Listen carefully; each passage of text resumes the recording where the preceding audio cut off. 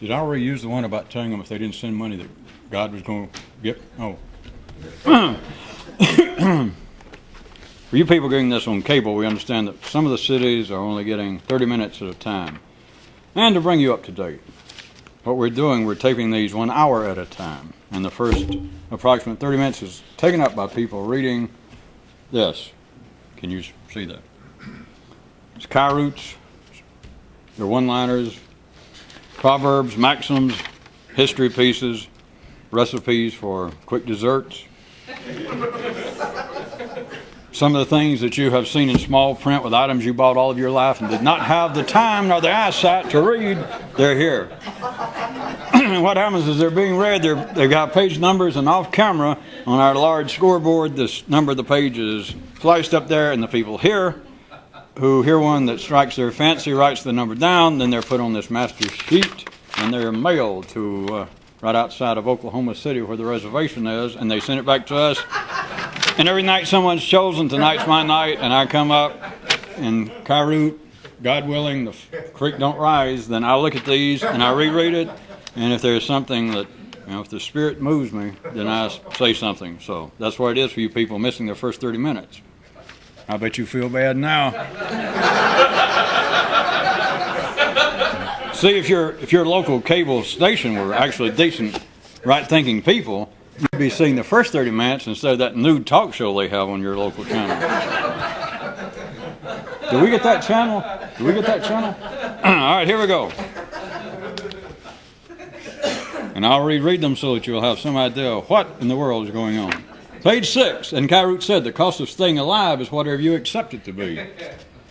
Talking about the primary and secondary world, as we do oftentimes, that kind of artificial, arbitrary, though workable division of the primary world being that which would be under other conditions, that which is absolutely necessary to be alive, and no more.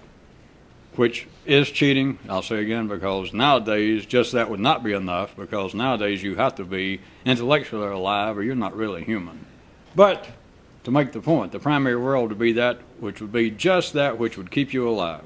Like being alive on life support machines without life support machines. Then the secondary world is anything above that.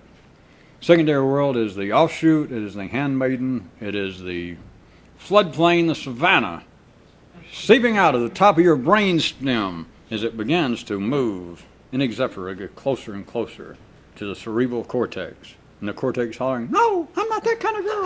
No.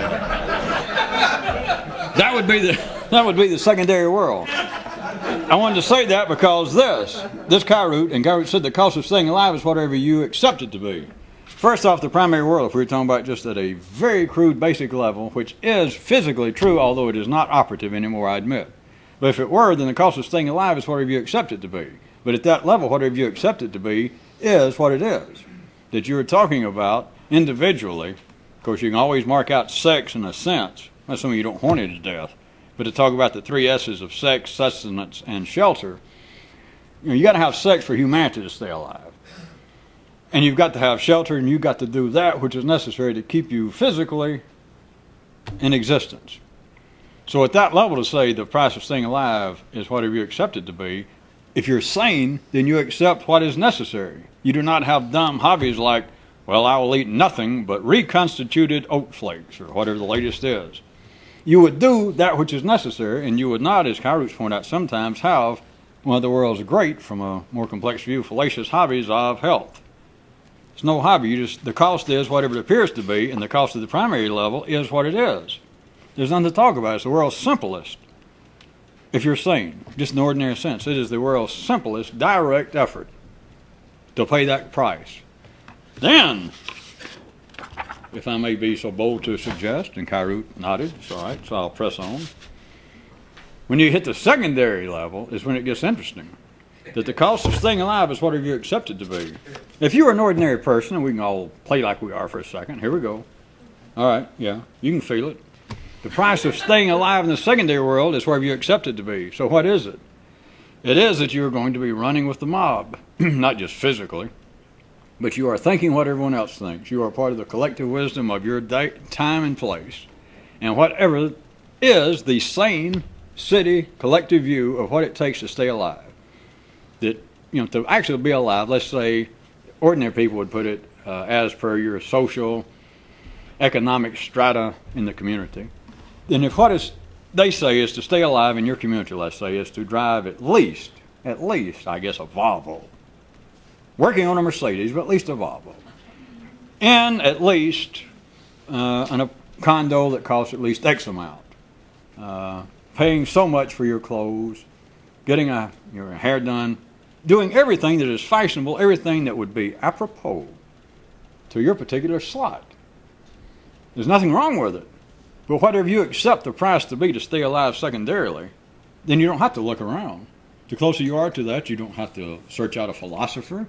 You don't really have to involve yourself with a religion much if you're ordinary. The price of life is where you accept it to be. And if that's what you accept it to be, that's it. Then what makes it even a little more interesting, if I may say, he said it was all right, was the price can't actually be paid, which is one of the mainstays of religion, their ideas and their sermons, which I won't go into. You can, in your spare time, figure that out later. The price can't be paid, which is, although is the best effort ordinary people can make, paying the price that the collective believes is the minimum, to sit at your table in life. That here you are, that as children like to say when they get an electric guitar, teenagers, by God, I'm mad because I'm here and I didn't ask to be born. Which always, that's another, it's not to pick on music, as you people know, but that's always a good one. It always works because it'll make the adults mad. And the children think, well, it makes them mad because they know that we stepped on their toes. That in some way we're getting even with our parents saying, hey, I'll smoke dope and do whatever I want to and play my music loud in my room because I didn't ask to be born. And their parents go into a snit and they think, I'm getting to them. It shows that I am at heart a poet. And it doesn't. It's their parents think, well, hell, I didn't either. In fact, they got a bigger room for complaint. It's not only did I not ask to be born, I don't remember asking for you. Especially if you're a man. You think, no offense, but don't whine to me. I didn't ask for you. I can still remember it was back when they had drive-ins. I still remember the night. It was that 49 Ford I had, and I had one beer too many. Don't cry to me, kid. So where were we? The price. What I was going to say is the price cannot be paid in life because no matter what you do, you cannot feel like that you got a bargain, which is simply what we've been calling the revolution, where you're trying to scratch. The irritation that you're trying to soothe cannot be soothed by anything in the secondary world. No matter where you are, no matter what it is, and nothing wrong with the products of the secondary world.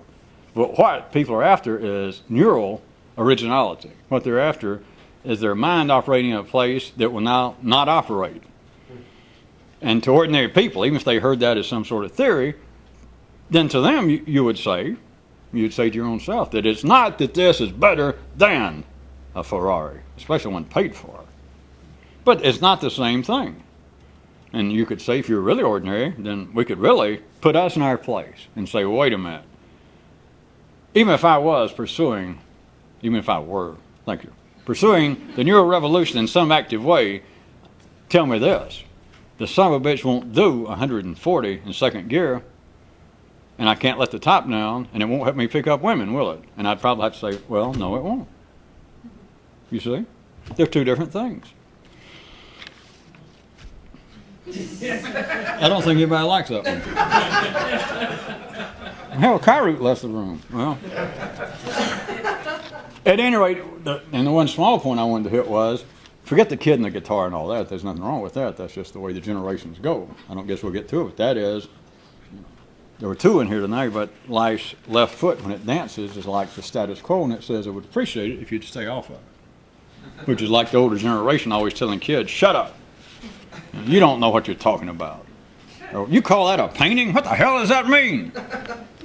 That, and there was another one about a band was playing somewhere. No, it was kids, wasn't it? Singing, old legs, new feet, are a match, are a mix that can't be beat.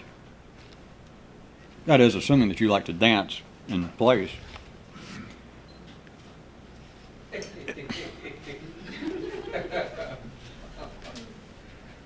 If you accept the price, what I was trying to get at, and the kid, of course, representing part of your own neural system, a kid in his room giving you hell.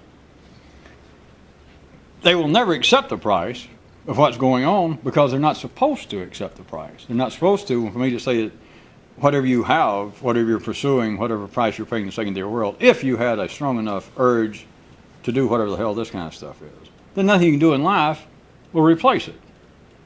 And so then, once you understand that, what I was really trying to get to, believe it or not, I believe it, is if you even have a touch of understanding this, then you understand that whatever price you accept is the price you pay, and therefore you have no more room for what? To park my car? No. You have no more room for complaining. I went to all that trouble and made this gesture for that. If the price in the secondary world is whatever people are willing to accept, notice Kyroots didn't say whatever you're willing to pay, whatever you're willing to accept. If you accept whatever the going rate, whatever the going idea of what is necessary, what is feasible, what is satisfying, or what should be satisfying to get you through life, if you accept that, wherever you are, whatever society, whatever civilization, whatever community, if you accept it and have some understanding of this, it frees you from that snotty kid upstairs in your room playing loud music, because he can whine forever, and you understand there is no basis for whining. That is, if I'm going to accept it, it comes with the territory. I think, as that great philosopher Arthur Miller said,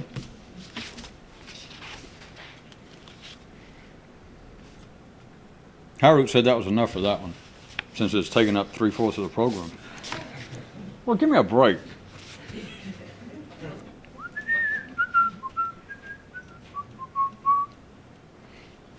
Some of these, by the way, people out there, if I don't read them after I look at them, it's that I just got through saying what I would have said about this. Well, you can see that's the same thing. Of course, it's not the same thing, but whatever I was going to say, I would have said about that. And Kyroots said, here's one of the good ones we don't have to say anything about, because I know it is self-evident, and the reason that somebody asked for it was they probably didn't hear it good. Somebody did a chair, so I just reread it, and I know you'll understand it. And Kyroots said, in the eternal struggle between a man's hormones and his mind, the rebel ain't got no such struggle. That's better than going to the doctor, isn't it? Now, you don't let me finish. That's better than going to the doctor, and you get there in time for your appointment, and they say, the doctor died. And you think, God, what a relief. That's what that sort of Kyroot is. It's a prescription that actually has no narcotics. It's on the control list, and it's free. You can hear it. You don't have to carry around a prescription. You don't have to look at it. You don't have to go hand it to somebody and them say, I'm going to have to call the doctor and double check this. That's the thing about being a revolutionist. There's nowhere to double check. You either understand or you don't. You don't go to a pharmacist, a rabbi, a priest, your mama. No offense to your mama. But what a rebel knows, there's nowhere to go and say, could you validate my parking ticket? I'm sorry. Could you validate this? See, I thought if I started with a little joke, it might trick some of you. There's nowhere to validate it.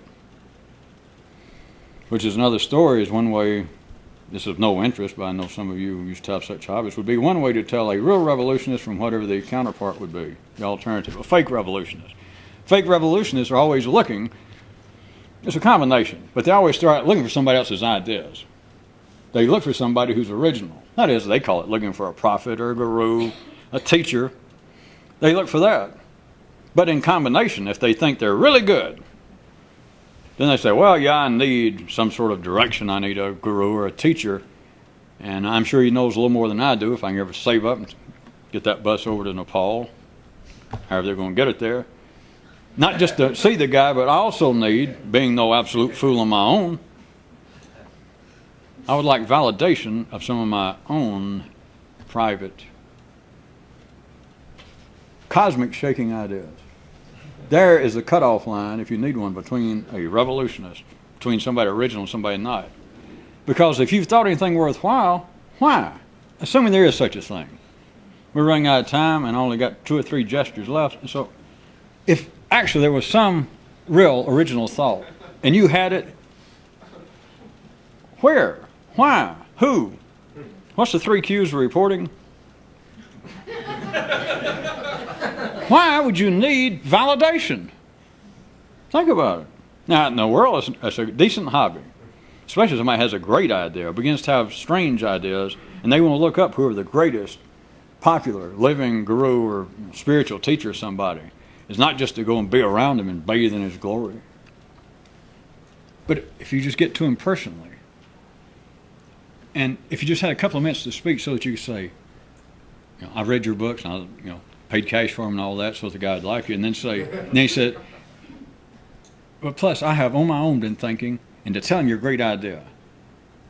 And for him to give some sort of validity, just maybe by him nodding, by him not maybe falling on the floor laughing at it, that it feels like, I'm getting somewhere. Where? I've had this great idea. I've had an idea. I've read philosophy. I'm doing somebody else now. I have read philosophy. I've read every book in the lower end of the Dewey Decimal System. I am an expert on matters metaphysical, the occult, the strange, the mystical. I am an expert, and I have read, I'm sure, as many books on that subject as anybody alive today. But I have begun on my own, that I now am beginning to have some of my own personal, individual concepts, takes. I have my own spin on some of these matters. I mean, some ideas that could shake you out of your drawers. If I could just get to Professor so-and-so, or the great guru so-and-so, and tell him, this is a great idea. Well, yes, it's great, because, says the guy, it's really great because, notice, I didn't say that I'd like to go tell this idea. Well, I've got an uncle, Buford, that owns an upholstery shop over in Sand Mountain, Alabama. I didn't say I was going to go see him. That doesn't matter. I'm not going to go stop some stranger on the street. I said, if I could go see Guru so-and-so, Rabbi so-and-so, if I could go tell him this, hey, that makes a lot of difference. I'm glad I went that far. Now I've taught myself. Now I see. So you can learn from yourself. That's right. You should get. A person needs serious, authoritative validation for any potential good idea you have, because how else would you know? Because right now it's just a potential great idea, right? You need somebody. Well, you need somebody with some kind of spiritual or intellectual authority to go, Well, I was wrong about that, so scratch everything. Yeah, that's right. You should do that. And the rest of us will simply change our definition of what real thinking is all about. I'm just being funny. We don't have to.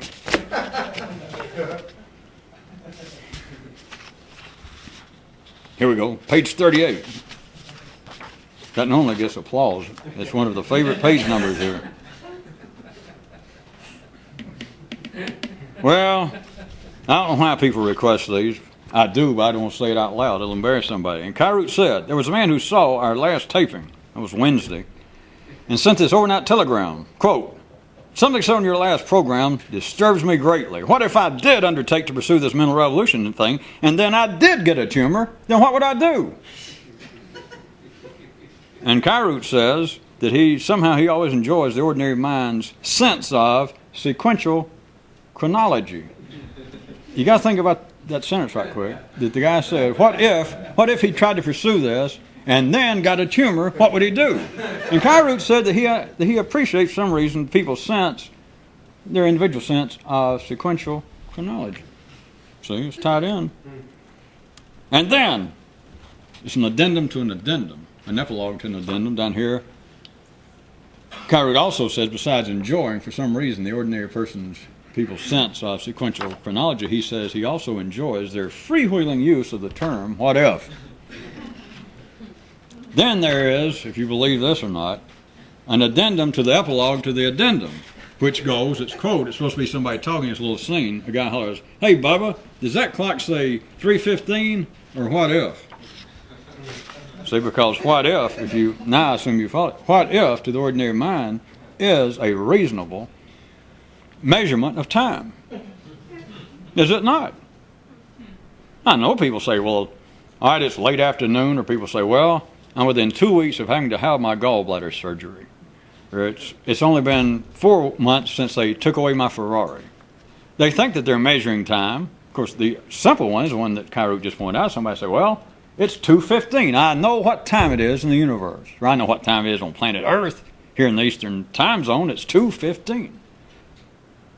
What if is one of the best encompassing, although I got to admit somewhat simplistic, but people don't even notice it, time reference.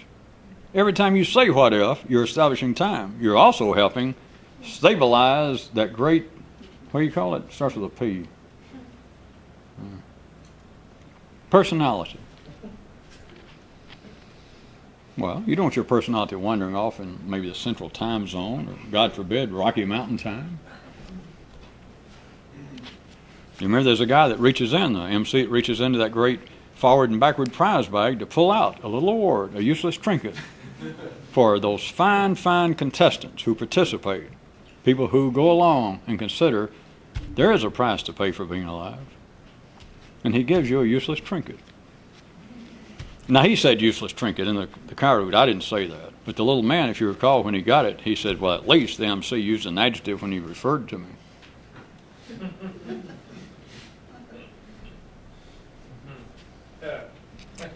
And Kyroots said, this is back to Kyroots and my equation, you recall. The secondary world consists of I plus not I equals everything. No matter how you shift it around, no matter what you do with it, it's always true. I plus everything that seems to be not I.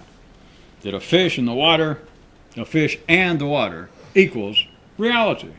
It equals the universe. Fish can be in a little bitty pond, that big, or he can be in the ocean. He can be in the Baltic Sea, if you call it a sea, or he can be in the North Atlantic. And it changes the equation. He looks around and he thinks, well, hey, the environment's shrinking. The environment's getting bigger. I'm getting outnumbered. My enemies, the gods of cliches, have joined with my enemies, and they're all going to rush and throw upon me mightily. At any rate, it's referring back to the equation which I mentioned last time, for those of you who were listening last time, and Kyroots said, subtracting you from the rest of reality is valid mental mathematics. But do note, even after this is done, there's still a whole lot of stuff left. Oh, and one of the fancy tricks is to always remember this. Whatever that meant. That was tagged at the tail end there. 3 minutes. Page 51.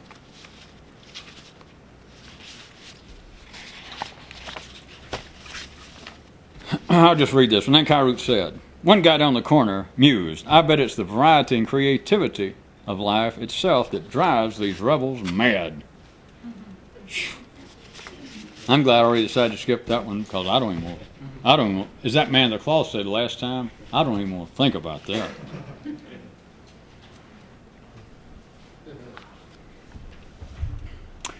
First guy, and Kyroots says, it's a conversation that starts off. First guy says, wow, what if we could hear other people think? Another guy says, wow, hell, you mean listening to them talk ain't enough? First addendum, one man used to eavesdrop on himself until he discovered the schedule for upcoming programs and spoil the whole thing. I know it got some reaction when I was sitting out there and I heard it for the first time with the rest of you. Think about it. This is back close to anybody who thinks they know what they're doing in life. Of course, I know none of you do, or you wouldn't be watching TV. But at any rate, if you did, assuming by accident that the Pope or the Prime Minister of France or the President of the United States was flip this on, people that think that they know something.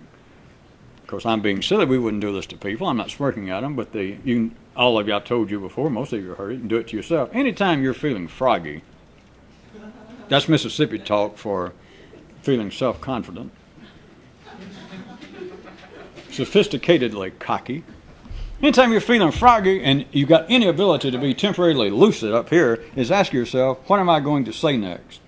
That's when everybody gets up and leaves the room that's got any city intelligence. Because I hate to be crude, I've come close to saying it, but Jesus, it's almost a holiday weekend. Can I suggest to you that many people have a real problem telling you what they're going to say next?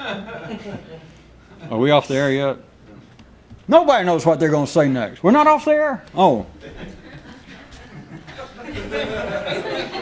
So here's a guy who used to eavesdrop on himself, like a man that, as he should be, finds what he thinks fashionable, interesting, and then he found a schedule of upcoming programs, and spoil the whole thing. You could say, wait a minute, that means that'd be like a man that fell into an open grave where they buried H.G. Wells, or they fall into a time machine, and you're saying that suddenly a man knows the future and it's ruined. Yeah, I'm sure, I don't know, but there's got to be a science fiction tale somewhere that that's already happened. Or it's pointed out. Are we off the air? Seriously? Good night. Goodbye. Catch you next time. Go to the refrigerator. Tell me when we're on audio.